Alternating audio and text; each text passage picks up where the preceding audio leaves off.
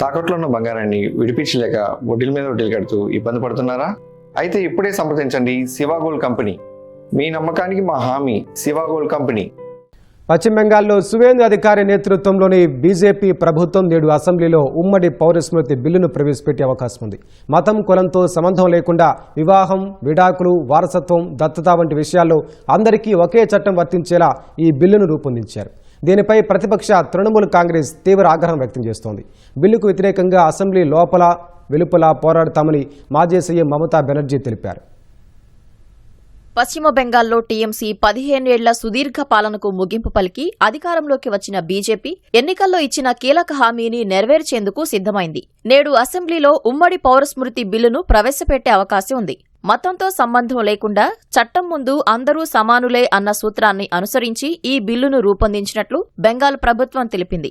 అయితే బిల్లులోని నిబంధనలను మాత్రం వెల్లడించలేదు. గుజరాత్, ఉత్తరాఖండ్, అసోంలో ఒక క్రమ పద్ధతిలో యూసీసీని అమలు చేశారని పశ్చిమ బెంగాల్ ముఖ్యమంత్రి సువేందు అధికారి తెలిపారు. బెంగాల్లో కూడా అలాగే అమలు చేస్తామని చెప్పారు. దీనిపై అసెంబ్లీలో ప్రకటన చేస్తానని అన్నారు. ఇతర బీజేపీ పాలిత రాష్ట్రాల తరహాలోనే బెంగాల్లో కూడా ప్రభుత్వ విధానాలు ఉంటాయని ఆయన స్పష్టం చేశారు.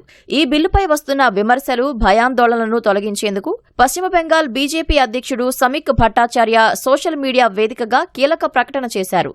రాజ్యాంగంలోని అధికరణ 342 కింద గుర్తించిన షెడ్యూల్డ్ తెగలకు ఉమ్మడి పౌరస్మృతి నుంచి పూర్తి మినహాయింపు ఉంటుందని ఆయన హామీ ఇచ్చారు. వారి ఆచారాలు, సంప్రదాయాలు, ప్రత్యేక హక్కులకు ఎలాంటి భంగం కలగబోదని స్పష్టం చేశారు.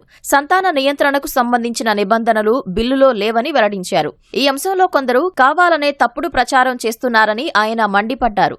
మరోవైపు ఈ బిల్లును రాజకీయంగా ఎదుర్కొనేందుకు తృణమూల్ కాంగ్రెస్ వ్యూహాలు రచిస్తోంది. పార్టీ ఎమ్మెల్యేలు, సీనియర్ నేతలతో సమావేశమైన టీఎంసీ అధినేత్రి మాజీ సీఎం మమతా బెనర్జీ యూసీసీ బిల్పై అసెంబ్లీ లోపల వెలుపల నిరసనలు తెలపాలని ఆదేశించారు. దేశంలోని భిన్నత్వానికి, రాజ్యాంగ నైతికతకు ఈ బిల్లు గొడ్డలిపెట్టు అని టీఎంసీ ఆరోపించింది.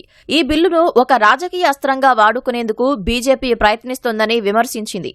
యూసీసీ లాంటి సున్నితమైన అంశంపై విస్తృత చర్చ, సంప్రదింపులు జరగాలని టీఎంసీ రెబల్ వర్గం నేత, ప్రతిపక్ష నాయకుడు రితబ్రత బెనర్జీ అన్నారు. ప్రస్తుతం అసోం, ఉత్తరాఖండ్లో యూసీసీ అమల్లో ఉంది. ఒక్కో మతానికి వేర్వేరు చట్టాలు కాకుండా అందరికీ ఒకే చట్టం ఉండాలన్నది బీజేపీ సిద్ధాంతం.